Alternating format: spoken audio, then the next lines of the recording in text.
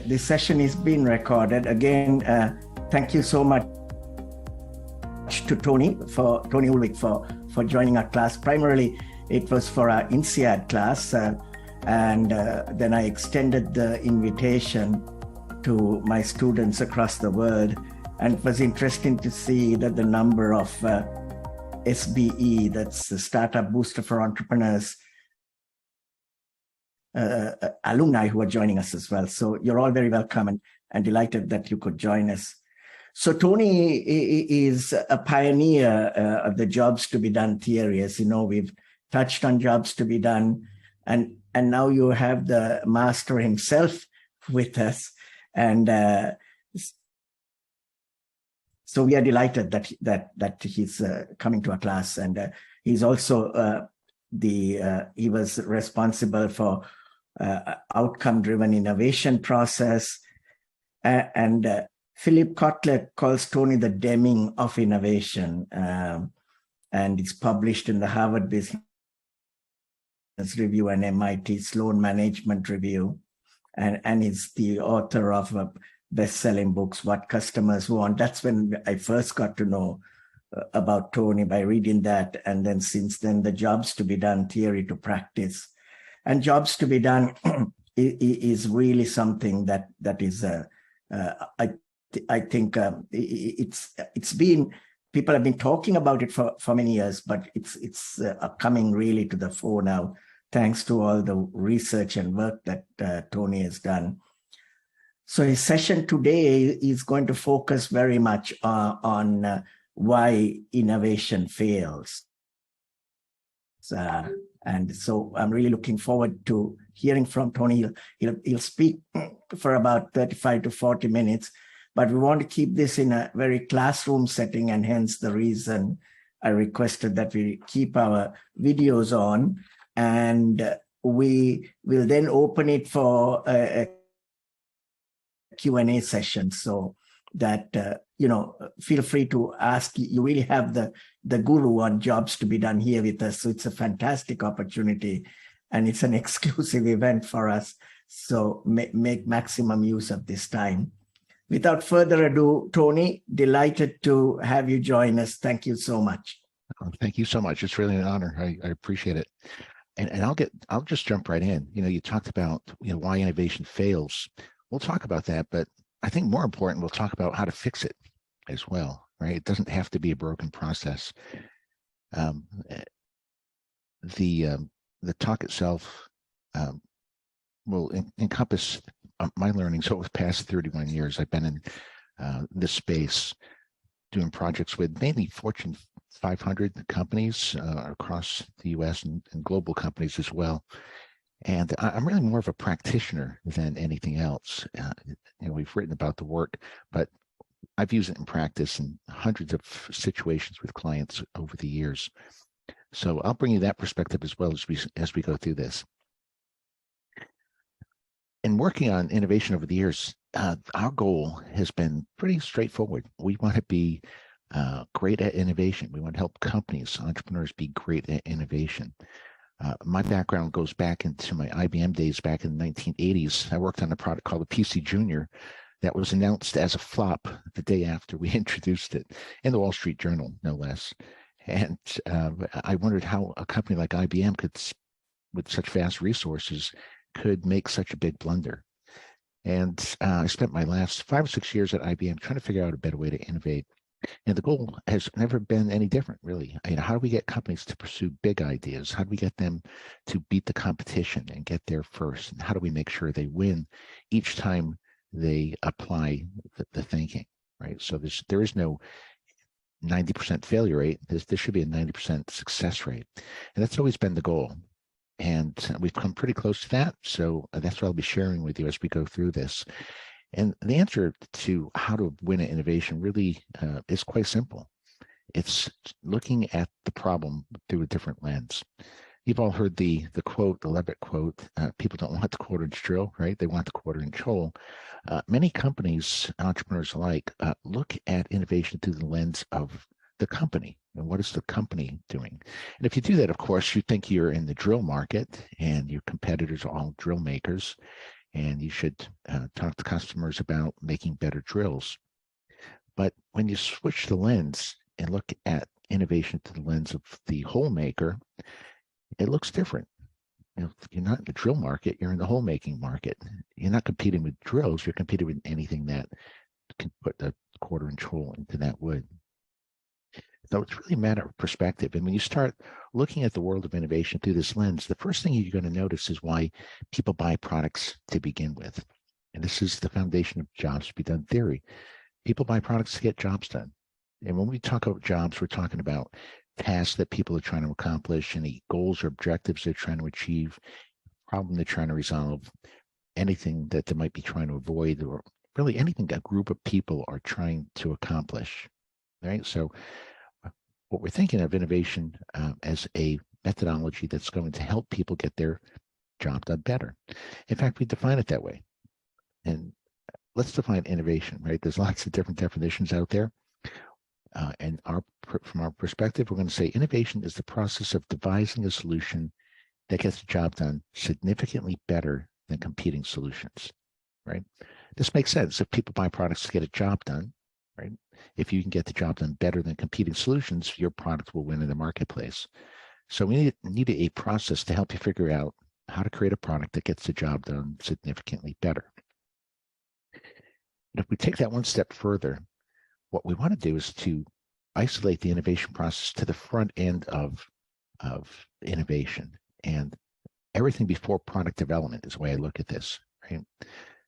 And what we're trying to do is conceptualize a solution that we know is going to win in the market before we actually start developing the product, not after we launch, right? Or not during development, but we're moving all this up. And I think this is the most important part of this.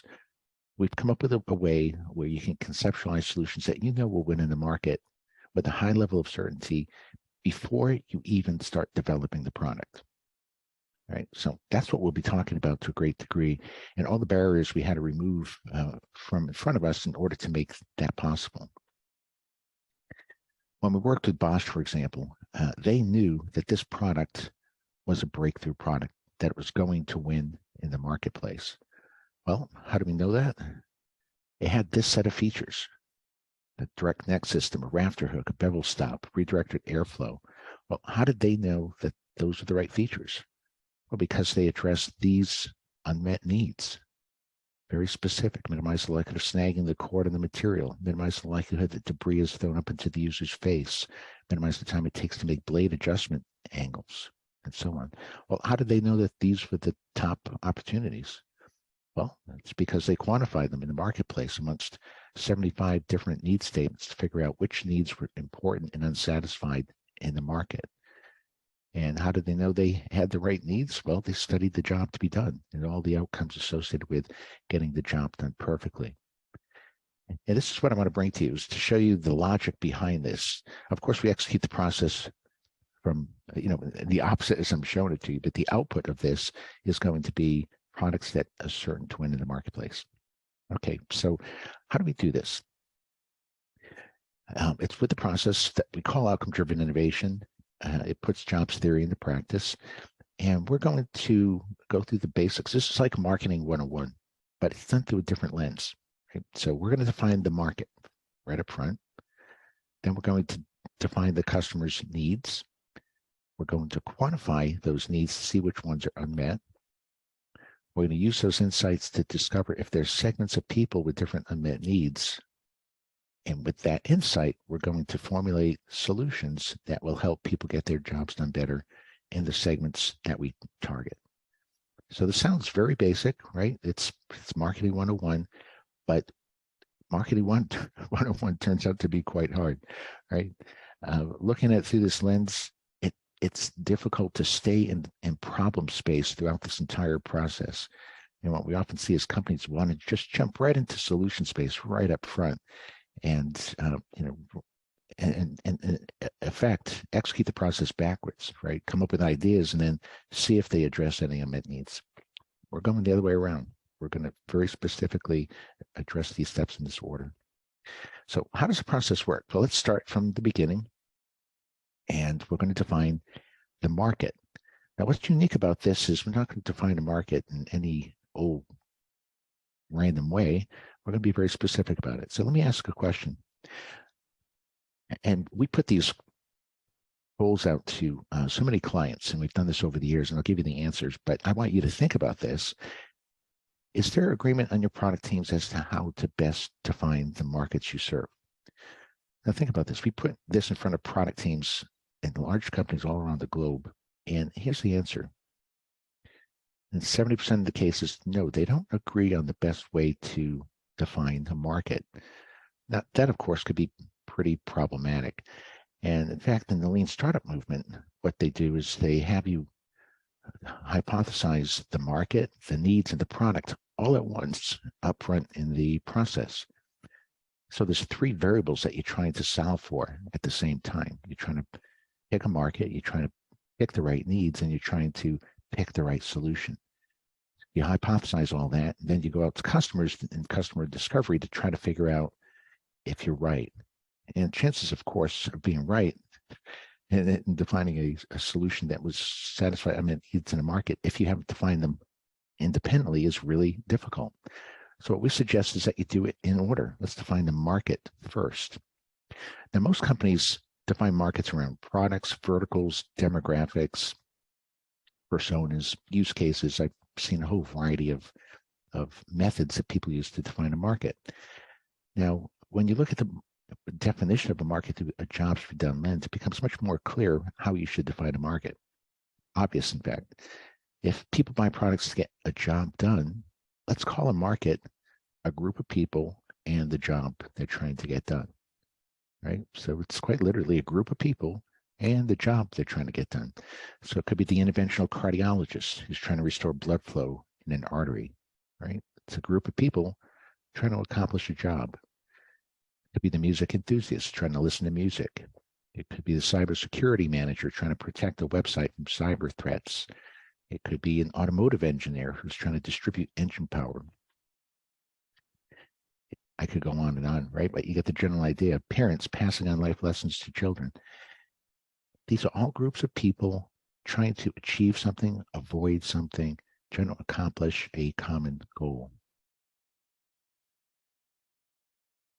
Now, the beauty of defining a market through this lens is that it establishes a long-term, stable focal point for value creation, because the group of people and the job to be done don't change over time. So while listening to music may have evolved through CDs and MP3s, and streaming services, and so on, the job to be done is still the same, right? So if you think you're in the CD market and then it evolves to MP3s, your market has disappeared. But in reality, the market hasn't disappeared. Your technology has become obsolete in the market that you're serving. So you want to stay focused on the underlying job the customer's trying to get done over time so you can avoid that threat of disruption, right? Because you'll always be investing in the solutions and technologies that are going to help people get that job done significantly better. Okay. Let's go into step 2, understanding customer needs. Now, I'm going to go through the same pattern here. We asked companies this question, and we have for years. Is there agreement on your product team as to what a customer need is? Now, what I find funny about this, of course, is every company talks about satisfying customer needs, right? It's marketing 101.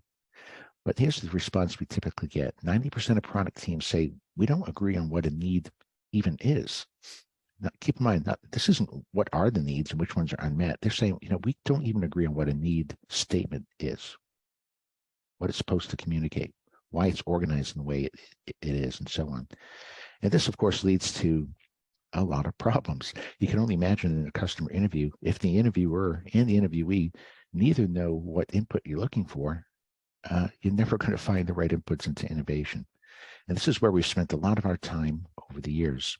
We see that needs are often defined by companies as solutions and benefits and exciters and delighters and pains and gains and specs and requirements and desires and value drivers and so on. I have 40 different terms that people commonly use to define what a customer need is. Now, when you look at a market through a jobs to be done lens, again, it becomes obvious how you should define a customer need. Needs become the measurable outcomes that people want to achieve when they get a job done. They're trying to get a job done better. Let's measure what they're trying to do to get the job done better. And better can only mean faster, more predictably, higher output throughput, just like any process. So we can apply measures that we've used in other disciplines over the years, like in manufacturing, Six Sigma, to think through the logic behind what we're doing here, right? Think of a job as a process that we're breaking down into process or job steps, I should say, and then how are people measuring success along each step of the way. But what's unique here is these measures are coming from customers. The way I like thinking about this is in this hierarchy, and I'll give you an example here in a second, but we have the high-level job that people are trying to get done, and we break that down into job steps. I put an article out in HBR back in 2008 called the Customer-Centered Innovation Map that gets into how that's done, if you want to reference that. And then we get into all the outcome statements. These are the needs. So we call this outcome-driven innovation because we're defining a need as an outcome, and everything's built to address those outcomes. So let me show you an example.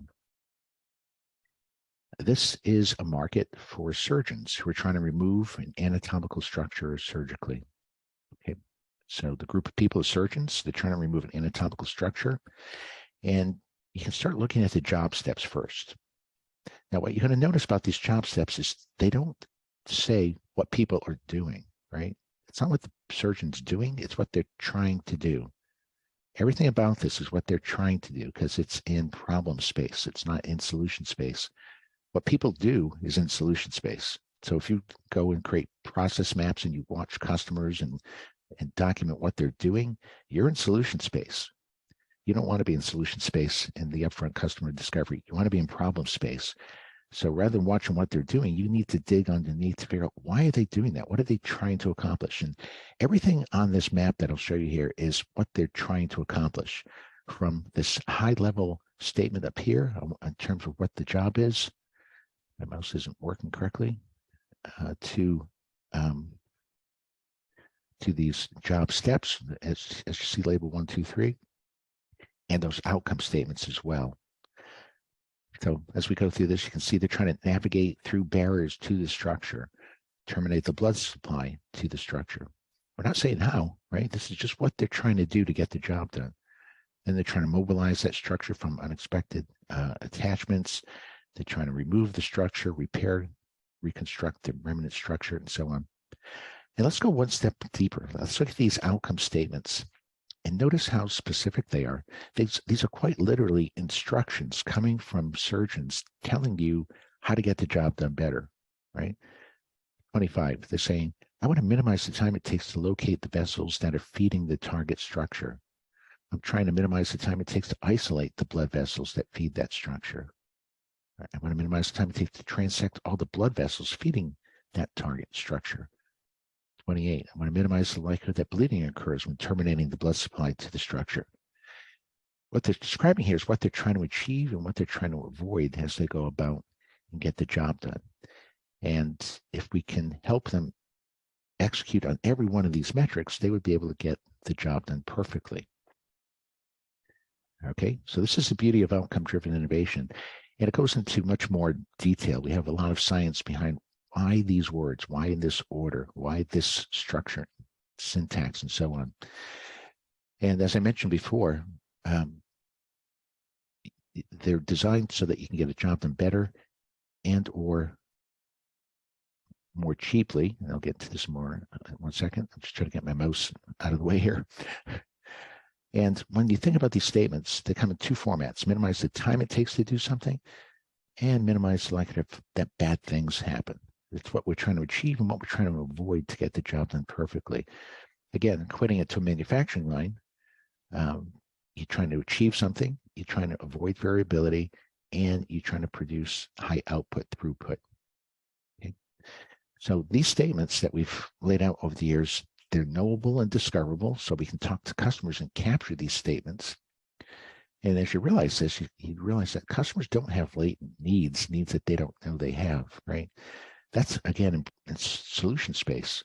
They don't know what solutions are best. They didn't know that the microwave was a great solution, but they did know that they're trying to minimize the time it takes to cook a meal, minimize the likelihood of overcooking or undercooking a meal, and so on. You notice these statements are solution independent. They're measurable and controllable in the design of a product. They're unambiguous. They're valid across all geographies, and they're also stable over time.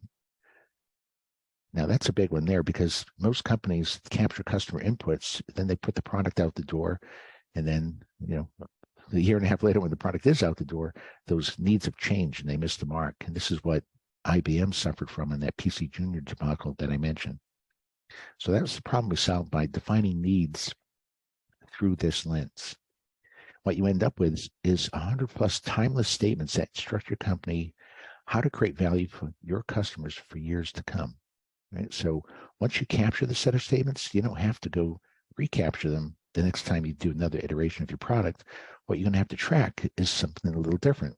You're going to have to track which of those needs are unmet, most unmet, which ones should you focus on next in order to get the job done perfectly. And this is where the next step of the process comes into play. We want to figure out which needs are unmet. We have those 100 plus statements, very specific, actionable instructions. What do we do with them? Well, another survey. We've asked companies this question year over year. Is there agreement on your product team as how to best prioritize unmet needs? Now, of course, the answer is no in the large majority, but keep in mind, there's little agreement on what a need is as well, right? So we haven't even addressed that first part. So if you can't address that first part, prioritizing becomes irrelevant, really. But we do prioritize them, and we call unmet needs the measurable outcomes that people struggle to achieve. And the way we discover them is to take that list of statements and put them in a survey that goes out to the job executors, as we call them, the group of people trying to get the job done. And we ask them, the last time you executed that job, how important was it to you that you minimize the likelihood of damage to blood vessels along the pathway to the structure? And given the products you're using, how satisfied are you with your ability to achieve that same outcome? So we're asking them, how important is the outcome? And then how satisfied are you with your ability to achieve it? And with that set of 2 data points, we can start plotting out some interesting insights.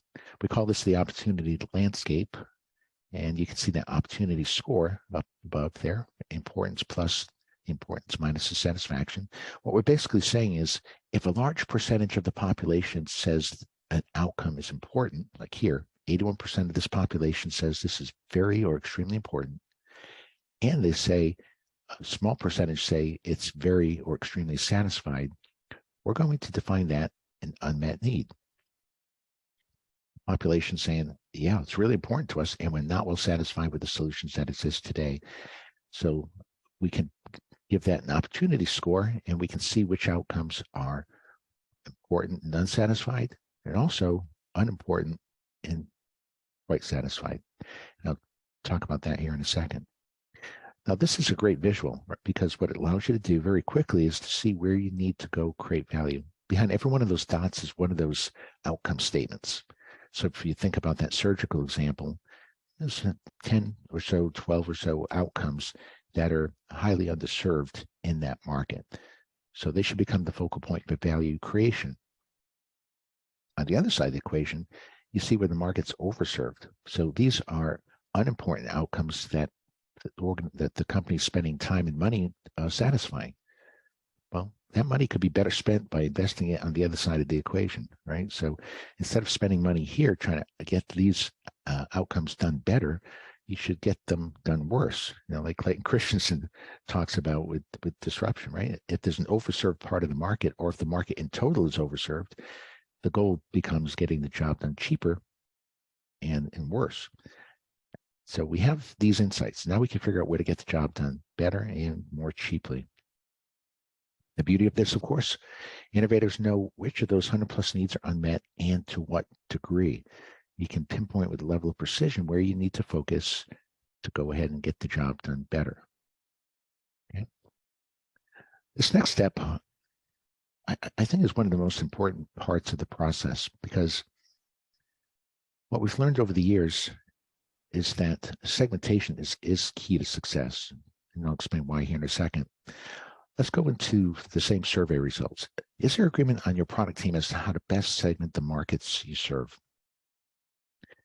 The response typically looks something like this, right? If we go back, segments are often defined around personas, use cases, people with different attitudes, demographics, psychographics, behaviors, and so on. That's traditional segmentation. But when you segment through this lens, what you're looking for are subsets of people in a market, each with different sets of unmet needs.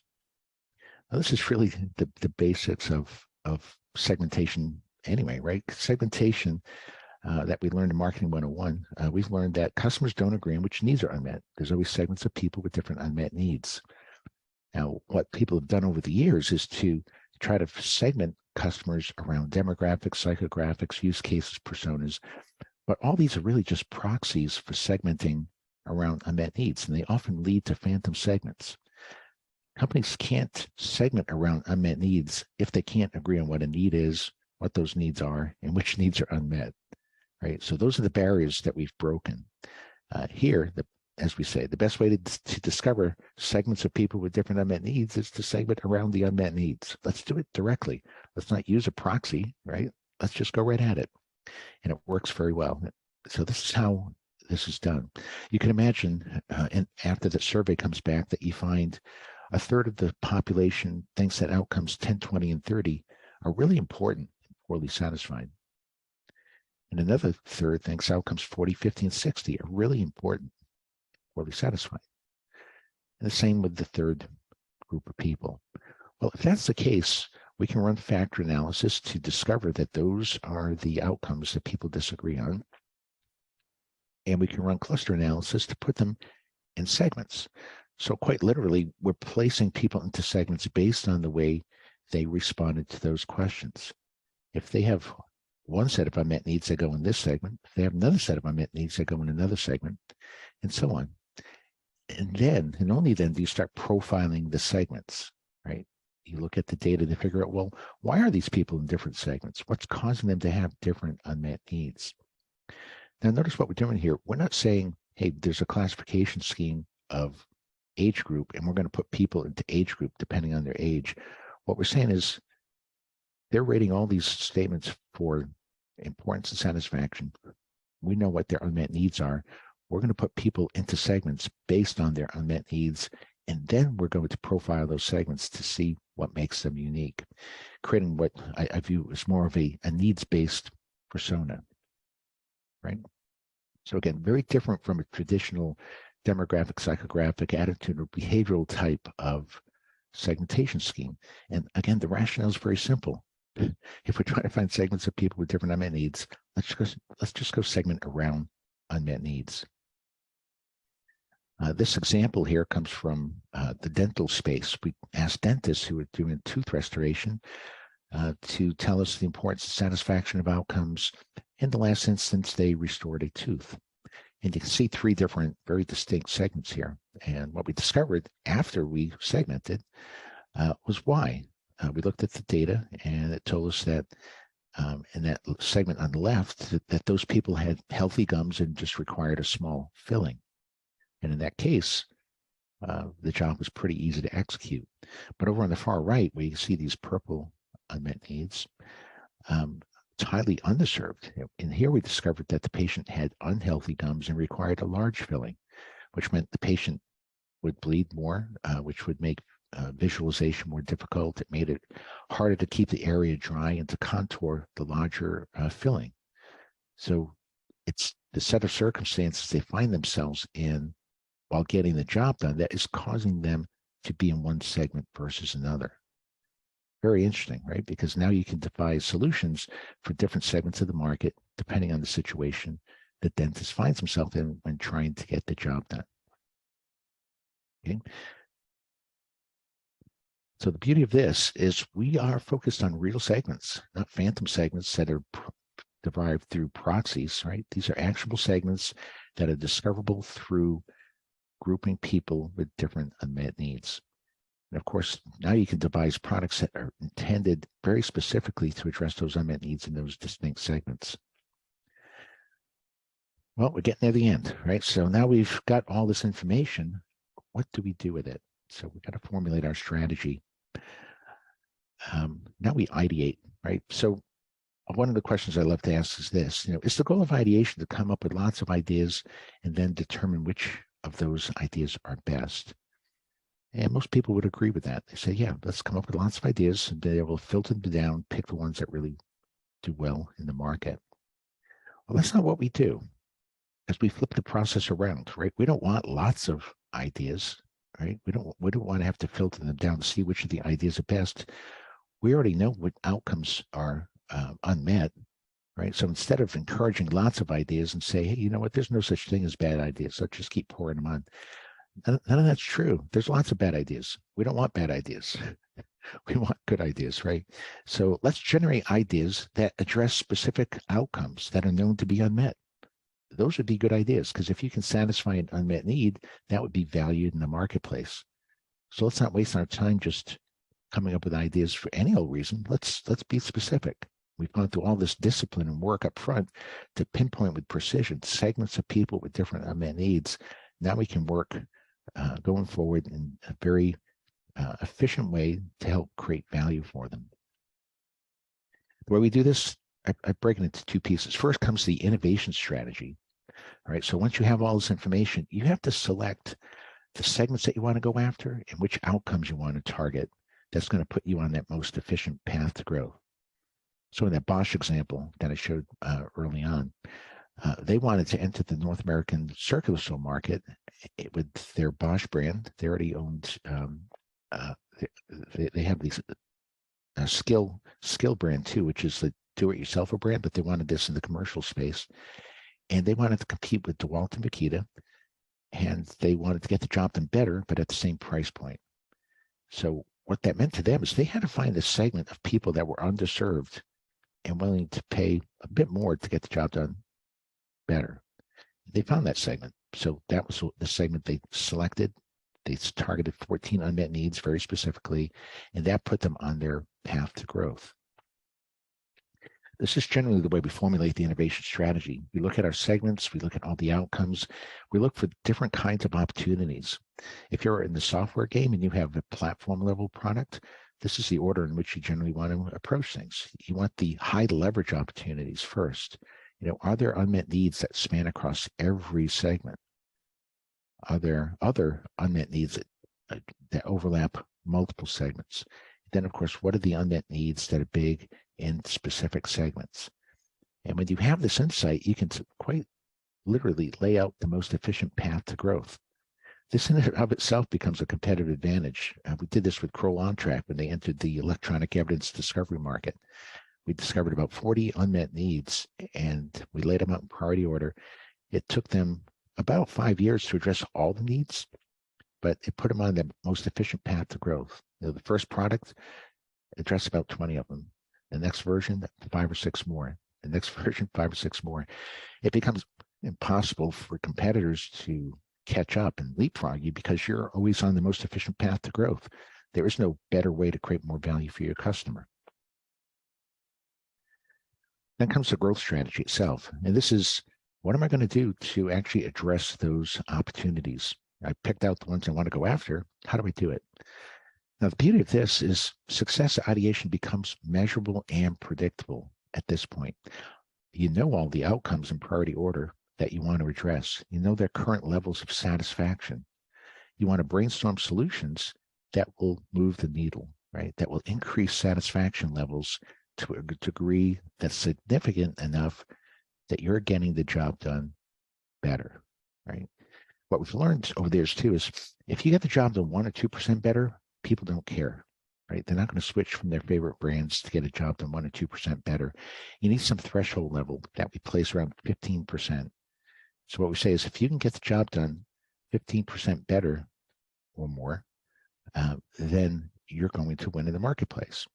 So since you can measure this, you can see before you enter development if your product is going to satisfy a set of needs to a greater degree. And this can be validated with customers. And your goal over the years, of course, is to then eventually just iteration after iteration, find where the opportunities migrated to, address them, and until such time that you've gotten the job done perfectly. This is how it's done. This is how you can conceptualize solutions you know will win in the market before development even begins. But it requires you to spend a lot of time in problem space before you come back into solution space. And this is what I see companies struggle with. They can't get into problem space. They just want to start in solution space and stay in solution space, which makes it hard to win at innovation. So it's this kind of discipline that we bring to the game that really takes the guesswork out of the process. If you have your 30 opportunities that you've discovered, here's what you can do with them. You can use them to better position your existing products, to improve your existing products, to fill gaps in the portfolio, to make R&D and M&A investment decisions, all aimed at getting the job done perfectly. So you can see how this informs the entire organization, because as it turns out, the entire organization is dependent on knowing what the customer's unmet needs are and how to create value for them. So I'll wrap this up. So the benefit to the organization, what ODI does at a high level, it strategically aligns the efforts of marketing, sales, development, and R&D around a shared understanding of customer needs. That's really it. It's transformational because what we're doing is we're taking teams that don't agree on what a need is to a place that they know what the needs are and they agree on which are unmet. So now instead of debating what the problem is, they're debating what the best solution is, right? That's what you want your organization doing, trying to figure out what is the best solution to this problem that we agree on. Second, it optimizes the allocation of company resources. You're not investing in products that won't win in the market, right? So the products that you are working on can get to market faster, you're reducing waste, and we see this to be one of the biggest advantages of using the approach. Instead of 80+% failure rates, you can achieve 80+% success rates. That means investing in a lot fewer initiatives to get your growth numbers. And then lastly, a new mindset, common language, and culture of innovation leads to these consistent successes. So if you can build this as an internal innovation capability, you can do this on your own for years to come, make innovation predictable. And this is what we drive our clients to do. One last example, we spent about 5 years with a medicines company. They got acquired by Novartis last year at a 41% premium. And this is an example of using ODI at scale, meaning not just for your products, but for your internal business processes as well. And as you can see, the CEO says, we drove our technology selection, our development priorities, manufacturing strategies, commercial planning. So it has a broader reach, right? So don't think about jobs to be done just as the core job that the customer's trying to get done with the product. It could be internal business processes that people are trying to execute as well. You can apply the same thinking and it works exceptionally well. Okay, so I was going to plug the book for a second. If anyone wants to learn more, they could download this for free at jobstobedonebook.com. There's a free ebook. There's a free audio book as well. And then what I thought we could do here is spend 20 or so minutes going through some Q&A. So Rohan, if you want to lead the Q&A, I'm not sure if that's how it's going to work, but however you like to do it. Brilliant, brilliant. Thanks so much. Raymal, you're muted there as well, but thanks so much, Tony. That was brilliant. Amazing and really insightful. So much learnings for all of us. And I think we are, I'll pass it back to Raymal now in a minute, but I think if we do have questions, please do use the chat or else raise your hand and we can because there's a raise your hand feature there and then we can go through them. Raymal, anything to... Yeah, just add something, and then I see we have already got a couple of questions coming up.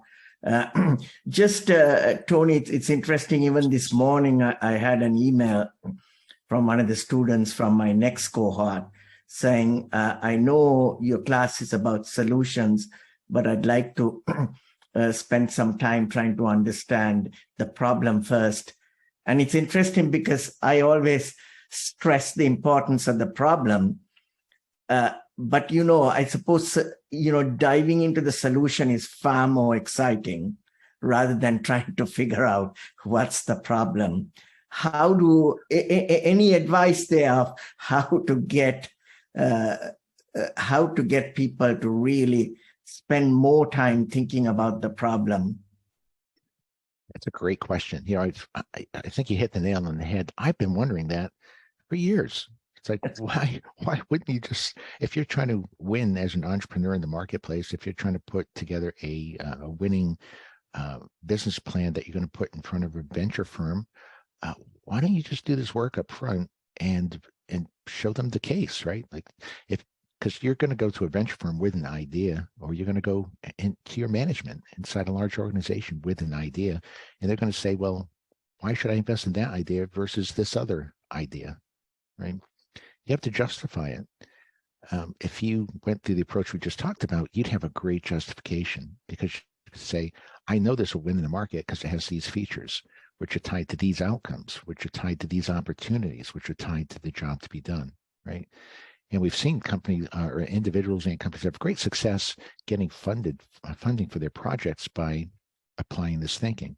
So maybe the motivation is to win instead of just to have an idea, right? Because anyone can have an idea, but it doesn't make it good, right?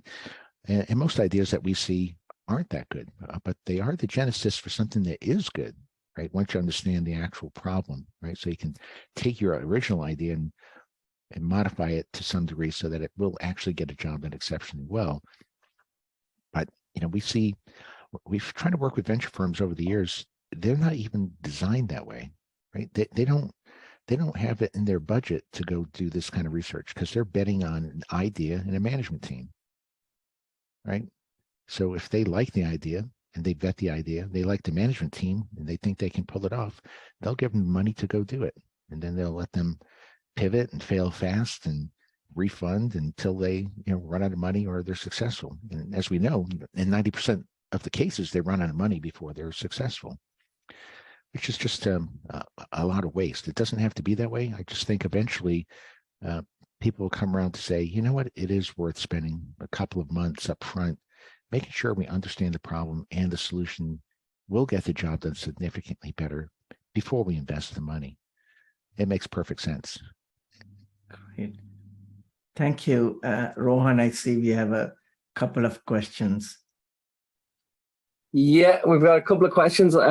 First one here, Aditya has said, sometimes problem spaces change dynamically or are difficult to standardize. How do you solve for standardization? I'm speaking from building an MVP. And feel free to jump in if you need to give more context to that question too. But Tony, does that? Yeah, so just a nuance there. Tony, you mentioned about specifically about how segments work and how you should on the segment side. So if your problem statement space itself is very difficult to standardize, should you go and keep micro segmenting, or should you generalize? How and when do you decide to go either deeper or broader? If that makes sense. Yeah, I think it does. So if I understand the question correctly, you can segment your markets and then you can segment more and more, right? And then I guess the question is, once you've satisfied the outcomes in that segment and you go do your work again, you resegment and another set of segments might appear, right? Because now there's other groups of people who are struggling in unique ways to get a job done. But that is the reality, right? So your segmentation solution is only stable until such time as you satisfy all the outcomes, right? Once you act on it, it changes it. Now there's other unmet needs in the market. You have to go out and quantify it again and discover other segments of people with different unmet needs, right? So I think that's what you're getting at there. And yeah, that's the reality. That's how it should be done. And we suggest that companies readdress the opportunities in the segmentation about every 2 years or so. In most markets, in some medical device markets, probably less than that. And we've worked with, I think, 35 of the top 40 medical device companies in the world. And the reason I think they like working with us is that they have long development cycles, 5 to 8 years or more, and they can't afford to get it wrong, right? And when you can't afford to get it wrong, that's when you invest a little bit up front to make sure you get it done right. Maybe that was the answer to the other question too, right? How do you motivate people to, get into problem space up front? Well, if you can't afford to get it wrong, then you should be thinking in problem space before you get started. And maybe that's part of the problem. Maybe VCs can't afford to get it wrong, so they do.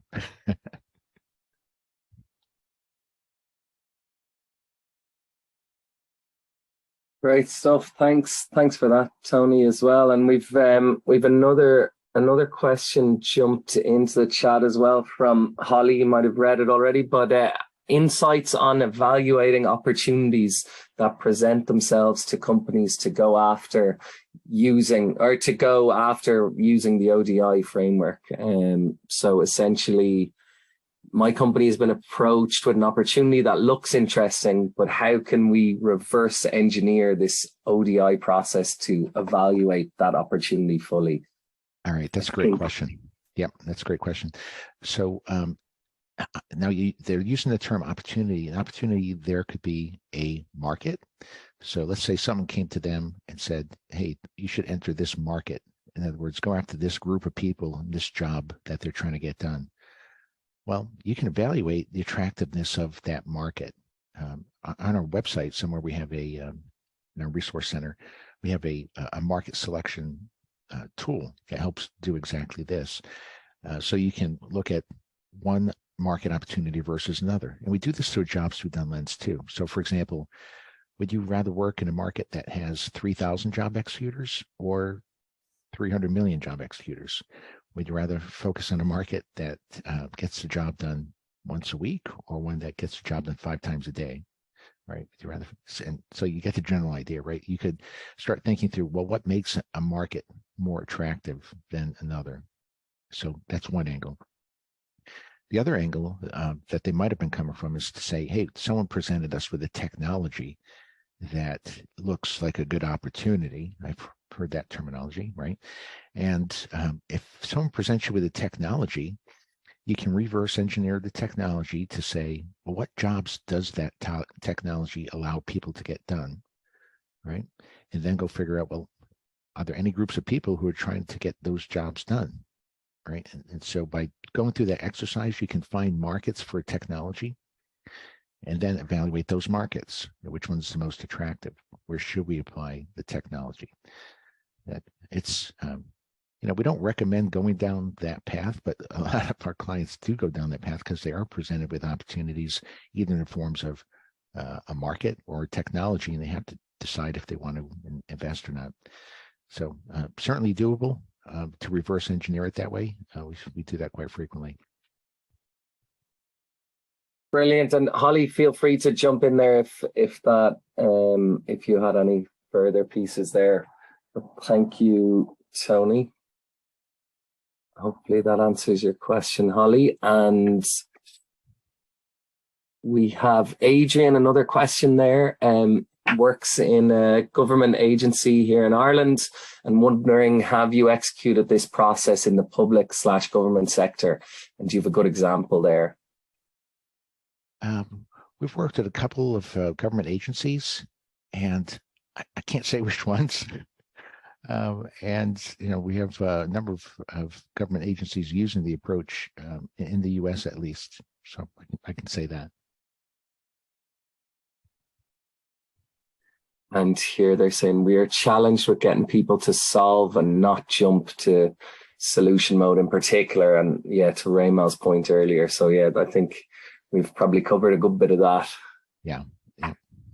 And then we have Brendan. Do you have an example of using ODI to pinpoint your marketing for business you're already doing? Yeah, that's a great question. I just saw that one. Yeah, I do. We worked with Arm & Hammer's Animal Nutrition Group a number of years back, and they defined their market as the nutritionists who would keep the dairy herd healthy. That's the way they thought about it with food. Well, what we found out when we started looking at the market is that the real job executor was the dairy herdsman, not the nutritionist. And what they were trying to do is to optimize the productivity of the herd. And so we studied that as the job. And then they took their same products, put some new messaging around them. And instead of going to the nutritionist with their sales pitch, they went to the dairy herdsman. And they were extraordinarily successful. Their year-to-year revenue growth was up over 30% by changing their marketing, right? They didn't change the price, they didn't change the product. It was just focusing the same products on a different group of people trying to get a different job done, right? Because they just misunderstood who their actual customer was, who the actual job executor was, right? The nutritionists are more in solution space, trying to figure out solutions to get the job done. And the dairy herdsman was actually the person that they needed to create value for and appeal to in order to help them get the job done better. Okay, brilliant. And feel free to jump in, Brendan or Adrian, there if there was any follow-up or thoughts on that. And I'm looking up. Oh, Brendan, you jumping in? Yeah. I was just going to say, so our business is a B2B2C business. So we work really well with our C's, but the people who are buying are the B's, B2B. So we have to try and buy in to the buyer, even though the client, who is the ultimate customer, is really, really happy. So that's our conundrum all the time, is trying to show that we are we're great value for money to the buyer, even though the customer really understands that. Yeah. So, Brendan, what you could do here is use the approach to generate the evidence you need to go to your direct customer, the B2B customer, and show them that you understand the end user customers to a great degree and why your product should be carried, given better shelf space or whatever the situation might be. Even Bosch did this in that example that I showed you. When they went to Lowe's and Home Depot, which is a couple of the big box retailers in the US, they had to put a case together, and they used the ODI data to put that case together. They said, here's DeWalt's device, here's where they're failing, here's their weaknesses, here's the Makita device, here's where they're failing. Our product is going to address those needs, and that's why we should be given shelf space and a good position in the outlet. And they got it. In fact, what they told them was that they should. I think they delayed their release by about 3 months, so it could build up a supply to meet what they felt would be the demand, because they convinced them that it was that much better, that it would be flying off the shelves, which it was. They got a great start to it. Again, it goes back to having the data, right? You have to prove to someone that your solution is better than other people's solutions. Well, how do you do that if you can't agree on what a need is? And I'm sure your B2B customer falls into the same category as most customers within their organization. They don't agree on what a need is, right? They don't agree on what the customer's needs are. They don't agree on what you're unmet, right? So if you can go in and show them that information, that can be extraordinarily helpful. We were working with a client, Rome Haas. They make chemicals that go into paints. So that's way up in the supply chain, right? So they make paints. So the paint manufacturer is their direct customer, but then they have to sell to retailers who then sell to contractors who apply the paint. And then the paint is generally used by people, occupants of a building. So what Rome Haas did is they studied that entire customer chain. So they understood the needs of everybody all the way up and down the chain. And what they were able to do is to go to the paint manufacturer and say, you should invest in this chemical because it's going to help the contractor satisfy these outcomes. It'll help the occupant satisfy this set of outcomes, and so on. So they could make that justification up and down the supply or the customer chain that their product was better along certain dimensions. And that's kind of unusual. A lot of companies feel uncomfortable going that far down because they never talk to those customers, right? But if you do, and you make that your competitive advantage, you're helping everybody in your entire market. So it's a good approach. Brilliant. Thanks so much for that. And what I'm going to do is maybe I'll pass it over to Raymal to wrap things up. But big thanks from my end anyway, Tony. This has been really enlightening. I'm definitely going to be using all the frameworks a lot more. Well, we already use it a lot in this approach, so it's great to get even further insights on it. So thanks so much, Tony. My pleasure. Thanks for the invitation. I appreciate it. Thank you. It's been amazing and very enlightening, as Rohan and I are also working on a new journey, which is a double-sided marketplace. And I wish we had a lot more time with so many questions, but we'll certainly go to your website and look up at some of the documents you just mentioned. So again, thank you so much, Tony, for your time, and it's much appreciated. Thank you. My pleasure. Thank you. I appreciate it. Thanks, everyone. Thank you. Thanks for joining. Brilliant. Thanks, everybody. Thanks very much. Thank you, Tony.